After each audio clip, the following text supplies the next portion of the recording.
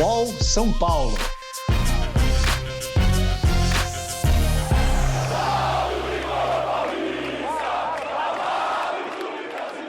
Salve, salve, galera. Salve, salve, São Paulinos. Sejam bem-vindos a mais um episódio do nosso podcast UOL São Paulo, que você ouve todas as terças-feiras aqui no UOL e nas principais plataformas de podcast. Hoje eu estou aqui com o nosso colunista Luiz Augusto Simon, que você conhece como Menon. Fala, Menon. Tudo bem, Pedro? Tudo bem, Thiago? Um abraço para todo mundo. Vamos falar um pouco desse São Paulo aí, que está uma boa semana, né? Muitas decisões. Muitas decisões, e para falar sobre elas eu também estou com o nosso repórter Thiago Fernandes, que cobre o dia a dia de São Paulo. Fala, Thiago. Fala, Pedro. Fala, Menon. Mais uma vez um prazer participar aqui, falar um pouquinho sobre o Tricolor, que vive boa fase. Semana após semana a gente fala isso, né? Vive boa fase. E agora, como bem disse o Menon, tem uma semana decisiva pela frente, né? Libertadores, final de Paulistão, muita coisa legal para a gente falar. E é uma semana decisiva e muito peculiar, né? A gente está vendo aí o São Paulo poupar jogadores em jogos de Libertadores para priorizar a fase decisiva do Campeonato Paulista. Eu não me lembro, na história do futebol brasileiro, pelo menos recente, pensando um pouco aqui, de algum clube que tenha feito isso. Você se lembra, Menon? Não me lembro, não. Antigamente, né, muito tempo atrás, os clubes brasileiros não davam muita importância para Libertadores, não, né? Até no ano que São Paulo ganhou a primeira vez, o Pelé já até nem estava dando mais importância para outros campeonatos. Na Argentina, né, às vezes o Boca e o River poupam jogadores. O River até poupou agora nessa temporada, nessa Libertadores, para um jogo decisivo contra o Boca pelo Campeonato Argentino. Mas no Brasil não acho, não. Acho que isso acontece principalmente porque o São Paulo está num jejum de títulos muito grande e focou muito em ganhar esse Campeonato Paulista. E até agora está dando certo, né? Porque ele está liderando a fase de grupos da Libertadores, que é uma meta do São Paulo. Ele quer ter a melhor pontuação no grupo, né? Mas hoje vai jogar com jogo com o time reserva, né? Vamos ver se vai dar certo. Ô, Thiago, quanto você acha que pesa, ou quanto você sabe que pesa, para essa decisão do Crespo, esse jejum de títulos do São Paulo, né? O São Paulo não vence um campeonato desde 2012, quando venceu a Sul-Americana, e a torcida está muito impaciente já, a própria diretoria está um pouco mais impaciente. Isso pesa muito, né? Isso acaba gerando uma pressão em cima do Crespo para que aposte aí no Paulista, conseguir um título em cima do rival, uma coisa que pode tirar esse peso das costas do São Paulo, né? Acho que tudo isso pesa um pouco, sabe, Pedro? Tem uma declaração do Belmonte antes mesmo do início do Campeonato Paulista, que é a respeito de o Paulista ser a Copa do Mundo para o São Paulo nessa temporada. Ser uma espécie de Copa do Mundo para o São Paulo nessa temporada. Porque o São Paulo traz esse peso consigo de necessidade de ganhar, esse jejum de títulos é incômodo, tanto internamente quanto para o torcedor. A gente vê o próprio Crespo deixando bem claro, desde o princípio, que ele lutaria por todo e qualquer título, que valorizaria sim o Paulistão. Logo lá no início ele diz isso. O que surpreende talvez seja o São Paulo, eu não vou dizer negligenciar, mas o São Paulo deixar de lado ali em algum momento a Libertadores e focar mais nessa classificação, nesse título, nessas classificações, né, que ele conseguiu contra Ferroviária e Mirassol, e agora nesse título do Campeonato Paulista diante do Palmeiras. Então, assim, surpreende e pesa. É claro que pesa. A comissão técnica sabe do peso e da importância que é para o São Paulo vencer esse título. Enfrenta um time que, em tese, tem um pouco menos de pressão em relação aos títulos, porque acabou sendo campeão paulista no ano passado, venceu a Copa do Brasil na temporada passada, venceu a Libertadores também. Então, de fato, o São Paulo chega com um pouquinho mais de pressão nessa decisão do Campeonato Paulista. E isso pesa, assim, internamente. A própria diretoria, o departamento de futebol, cobram muito a comissão técnica do Hernan Crespo, porque existe, de fato, esse incômodo com o jejum de títulos do clube. Menão, você acha que pesou nessa decisão aí do Crespo de preservar jogadores em partidas de Libertadores uma pressão vinda de cima, vinda de diretoria? Você acha que isso aconteceu, isso foi um fator? Eu não sei dizer se teve uma pressão, mas eu acho normal. Eu acho que, por exemplo, acho normal a diretoria de um clube reunir o treinador no começo do ano e falar assim, olha, nosso principal foco hoje, a nossa importância maior é ganhar tal campeonato. Ou então nós preferimos ficar em quarto lugar nesse campeonato do que ganhar esse. A partir daí se faz o sistema de trabalho, o treinador faz o seu trabalho a partir do que foi determinado pela diretoria, né? O que eu acho extremamente errado é chegar um treinador e falar assim, hoje você não vai escalar o Pedro, vai escalar o Thiago. Isso daí o cara tem que pedir demissão na hora se acontecer isso, né? Mas ter o foco determinado para o trabalho desse ano, de tal ano, eu não acho nada errado. Eu acho até muito importante, eu acho que até ajuda o treinador. E no caso de São Paulo, o foco é conquistar qualquer título, né? Não importa qual seja. São Paulo precisa de um título essa temporada. É curioso isso, né? Porque há muito a gente não vê um time que... Cara, a gente precisa ganhar um título, independentemente de qual seja. Ou seja, o São Paulo hoje foca realmente no estadual em detrimento da Libertadores. Eu estava tentando puxar pela memória, digo nesse finalzinho, né, de estadual e em detrimento da fase de grupos, que é esse princípio. É claro, o São Paulo tem uma situação muito confortável na Libertadores hoje. O time precisa de 2 pontos para se classificar, sem depender de tropeços dos adversários e tudo. Então é uma situação assim, bastante confortável. Mas ainda assim, eu fui tentar puxar pela memória, procurei aqui no Google, mas, cara, a única vez que um time poupou na Libertadores recente, que, pelo que eu me lembro, foi o Atlético Paranaense na fase de grupos do ano passado, só que ele já estava classificado na última rodada, enfrentaria o Peñarol, ele precisaria do Jorge Wilstermann não vencer o Colo-Colo no Chile para que ele conseguisse a liderança. Então, assim, era uma coisa muito específica, muito pontual ali. No caso do São Paulo, é em detrimento de um título estadual que muitas vezes o torcedor não valoriza tanto. Mas eu discordo um pouco. Eu não acho que São Paulo abandonou a Libertadores, deixou de lado. Tanto que ele está em primeiro lugar e ele tem condição de terminar em primeiro do grupo, que é a meta dele, né? Pode dar errado hoje, se ele perder o jogo hoje, ele não ganha mais o primeiro lugar do grupo. Mas eu acho que as duas metas, as metas eram o seguinte: ser o time com mais pontos no Campeonato Paulista, para decidir em casa tudo, conseguiu. E ser o time com mais pontos na fase de grupos, né? Até agora está conseguindo, então eu acho que está indo certo, né? Poderia ter uma meta mais ambiciosa, ser o time com mais pontos entre todos. Mas eu nem acho isso muito importante, não, ser o mais pontuado, porque a segunda fase é por sorteio. Depois a diferença é você decidir sempre em casa ou fora. Então eu acho que tudo depende de hoje. Acho que até agora está dando certo a metodologia, o que foi definido, né, como trabalho. Ser o primeiro na fase do grupo e ser o primeiro do Campeonato Paulista. Agora ganhar o Paulista, né? Que é difícil. E agora o São Paulo tem pela frente aí o Palmeiras, que a gente já conhece muito bem do ano passado, um time que é muito forte. O Rony está em ótima fase. Mas o São Paulo chega para esse jogo, né, Thiago, um pouco mais forte do que vem acontecendo nos últimos anos, com um padrão de jogo muito bem estabelecido, uma boa fase, um novo trabalho do técnico que está muito respaldado pela torcida. Eu acho que é uma situação diferente, né? Até o torcedor ficar bravo, porque talvez isso coloque um pouco da famosa zica. Mas acho que eu não me lembro do São Paulo chegar para um jogo como esse com tanta condição de ganhar, a ponto da gente não poder dizer mais nesse momento que o Palmeiras é favorito, né? A gente brinca sobre essa de não ter favorito no clássico, mas se eu tivesse que apontar um nesse clássico pela situação atual, talvez fosse o São Paulo. Brincadeiras à parte sobre a zica, eu acho que o São Paulo é um pouco mais forte hoje que o Palmeiras.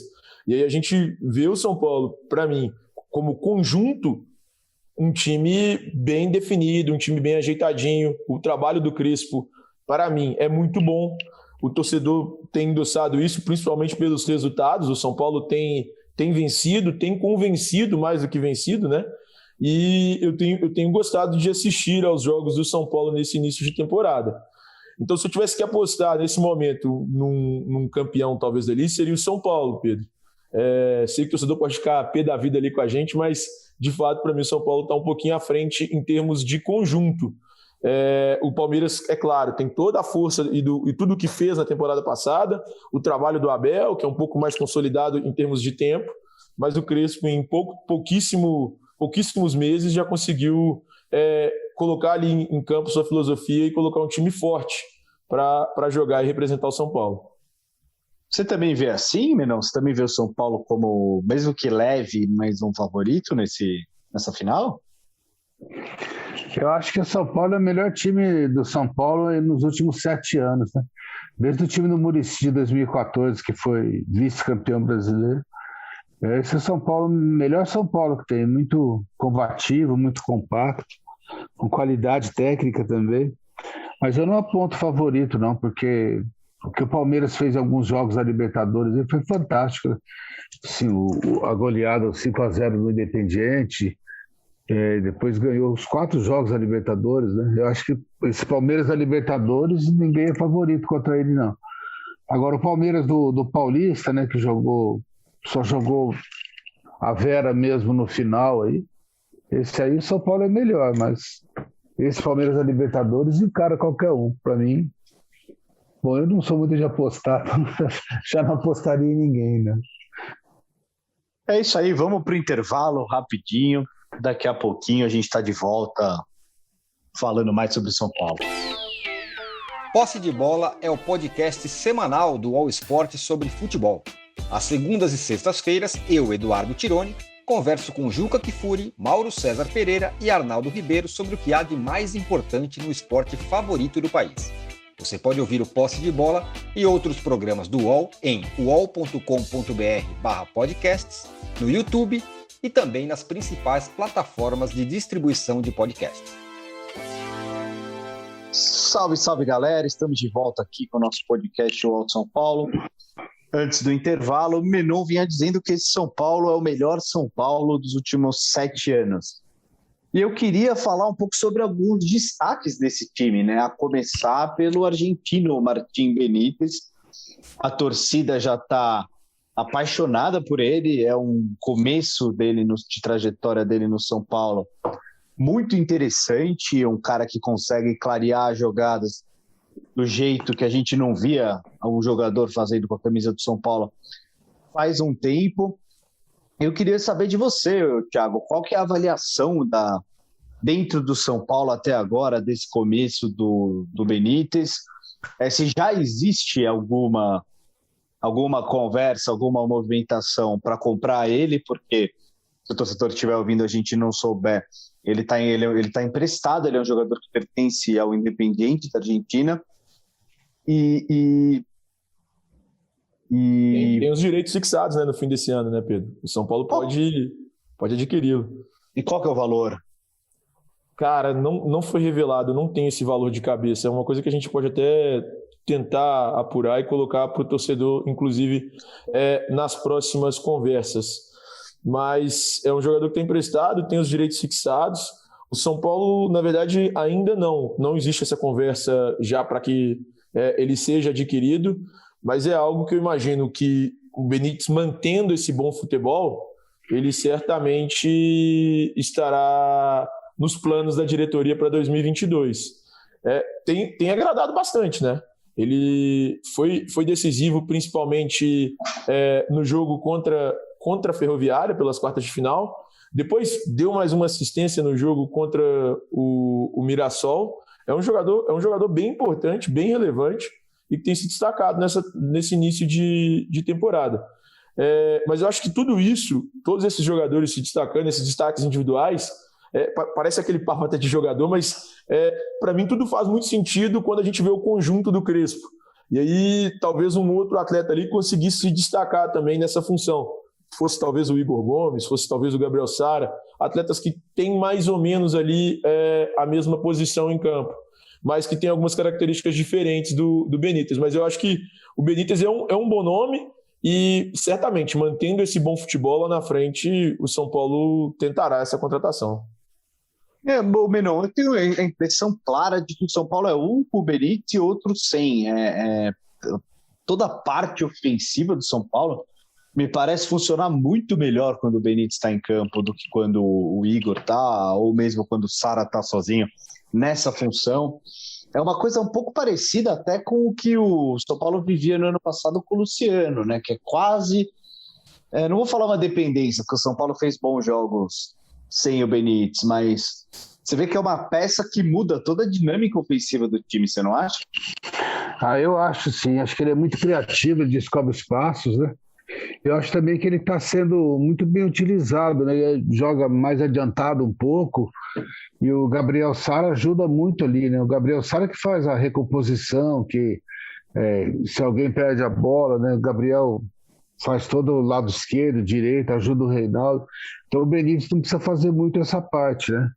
Parece até que nem sei se ele sabe fazer muito, né? Apesar que um dos últimos assistências que ele deu começou com um carrinho que ele deu, né? Um desarme, tocou a bola, recebeu, deu de novo para o Pablo fez o gol. Então eu acho que ele é um jogador muito criativo, acho que está indo muito bem no São Paulo. E aí São Paulo não tem muito dinheiro, tem que fazer umas opções, né? Parece que o Benítez, eu não sei quanto custa, mas o Galeano custa $1 milhão, né? O preço dele com o Rubio Yu. Quer dizer, se você quer contratar o Benítez, talvez você abra mão do Galeano, né? $1 milhão. Você pode fazer o combo, né? Só um ponto importante, eu prometi atrás, já fui $3 milhões, Pedro, que é o valor que o São Paulo tem que pagar para adquirir o Benítez. Já existe a ideia de talvez ali comprá-lo e tal, mas ainda não é algo certo, mas é um jogador que custa $3 milhões. Custará $3 milhões aos cofres de São Paulo, caso o São Paulo tenha a intenção de fazer essa aquisição. Quer dizer, não é um valor alto, óbvio, se você considerar principalmente a situação financeira dos clubes brasileiros de São Paulo, mas em termos de jogador, de futebol, do mercado aqui sul-americano, não é nada demais, não é nada absurdo, não é nada impagável, né? O orçamento do São Paulo para esse ano era de R$25 milhões, né, para contratações. No caso do Benítez aí, já esse valor chega a 18, né? Não, dá mais ou menos uns 16. 16, né? Eu fiz a cotação aqui rapidinho no Google, menor. Tá. Dá mais ou menos uns 16. Então quase todo o orçamento, né? Então você tem que... Não sei como será o orçamento do ano que vem, mas aí você tem que se adaptar, né? Por isso que eu digo. Às vezes tem jogador que não... Acho que no final do ano o São Paulo vai perder o Hernanes, né? Não sei se o Galeano fica, daí tem que... Eu me adaptaria, cortaria aqui e ficaria com ele, sim. Eu acho que ele está se mostrando muito importante, né? No São Paulo. Pode falar, Chico. Se a diretoria fizer o que prometeu e reduzir todos os custos que tinha com a gestão anterior e tudo, se tudo isso for feito conforme prometido pela diretoria do Júlio Casares, talvez seja possível ter um orçamento ainda maior na temporada que vem. Porque nessa temporada, inicialmente ele começa com 37 milhões, mas diante do salário do Crespo, ele cai para 25 milhões, segundo as explicações do Belmonte. Então, aí cai para 25 milhões esse orçamento. Então, se o São Paulo fizer de forma ordenada e séria e correta tudo que foi prometido durante a campanha política do Casares, no ano que vem o São Paulo teria dinheiro suficiente talvez para comprar o Benítez. Mas lembrando que o São Paulo, por exemplo, parcela a compra do Orejuela em 2 vezes. E é uma compra de 2 milhões de euros, que o São Paulo paga 1 milhão esse ano e paga 1 milhão ano que vem. Então já entra no orçamento do ano que vem esse outro 1 milhão de euros. Então o São Paulo já reduz um pouquinho. Mas se tudo for feito conforme prometido, é bem provável sim que o São Paulo tenha ali um valor para comprar o Benítez. E lembrando também que o São Paulo fatalmente vai negociar algum jogador, né? Principalmente esses jogadores mais jovens, como o Gabriel Sara. Quem está crescendo muito também com o Crespo é o Lisieiro, né? O Lisieiro era um jogador que o São Paulo apostava muito do ponto de vista técnico, né? Um meio-campista moderno, que dá o combate defensivo, tem bom passe, mas ele vinha sofrendo muito com lesões, vinha sofrendo também, né, com críticas internas e da torcida. A postura do jogo dele, um jogador um pouco, parecia menos combativo. Ele cresceu muito com o Crespo também, né? Eu acho agora que ele foi com a seleção olímpica, né, mano? Se ele chegar até a Olimpíada, é um belo espaço, uma bela vitrine para ser vendido, né? O Crespo me parece que opta sempre por alguns jogadores mais combativos, né? O Lizier em relação ao Nestor e o Gabriel Sara em relação ao Igor Gomes, né? Eu acho que é uma característica do jogo do Crespo aí também. Eu gosto. Pode falar, Pedro. É que eu gosto bastante do Lizier. Acho que ele cresceu muito, dá uma dinâmica diferente ali ao meio-campo de São Paulo. Eu não esperava que ele surgisse com tanta pompa ali nesse início de temporada, até pelo tempo que ele ficou fora dos gramados por causa de lesão. E o Rodrigo Nestor era um nome que vinha pedindo passagem, né? O Rodrigo Nestor vinha se destacando e como um nome importante, mas curiosamente o Lizier surgiu, apareceu bem e tem jogado muita bola para mim. Sim, tem jogado muita bola, tanto com a bola no pé como sem a bola. Eu acho que é uma grande surpresa aí. Mas é um jogador que o São Paulo sempre acreditou muito no potencial, né? Um jogador que o São Paulo via aí como um dos principais nomes da geração dele. O que precisa ver é se o histórico de lesões não vai assustar aí os clubes europeus, os possíveis compradores, né? Isso costuma acontecer bastante também. Sim. Ele foi o primeiro a subir, né? Daquela geração dele que venceu a Copa São Paulo. Ele jogou até na lateral esquerda aquele ano. E a pandemia me fez agora esquecer os anos. Acho que foi 19. Foi o primeiro a subir, né? Depois vieram os outros. Ele era o grande nome. As contusões atrapalharam muito. Se for levado em conta essa série de contusões numa análise, ele perde um pouco, sim, né? Mas ele realmente, eu acho que é um ponto de equilíbrio. Ele está jogando bem e merece ser titular, né, em relação ao Nestor, né? Que deve ser titular mais para frente, né? Ele sobe em 2018, Menor. O amigo 2018, Google aqui sempre ajudando a gente. Ele sobe em 2018 para o time principal de São Paulo. É isso aí, gente. Obrigado, Menon. Obrigado, Tiagão. A gente vai ficando por aqui. Esse foi mais um episódio do nosso podcast UOL São Paulo. Teve a apresentação minha, Pedro Lopes. Hoje a gente contou com as participações do Menon e do Thiago Fernandes. A edição de áudio é do Amer Menegassi, a coordenação é do Bruno Doro e da Juliana Carpanês. Na próxima terça-feira a gente está de volta, talvez com o São Paulo campeão, né? E talvez com o fim do jejum, mas também talvez não. De qualquer forma, fica com a gente vai estar aqui com muito mais informação e opinião sobre o São Paulo. Muito obrigado pela companhia e um abraço.